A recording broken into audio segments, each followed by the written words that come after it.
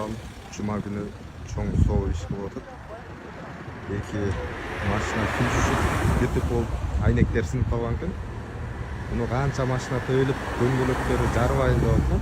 Yani ошол айдоочулар жөн жерден дөңгөлөө жарып убал болбосундар. Шыпырып чогултуп жана сынак айнектерди чогултуп атат. Күндүн ысыгында ушундай кыргызымдын патриот эл ойлогон жигиттери көп болсун.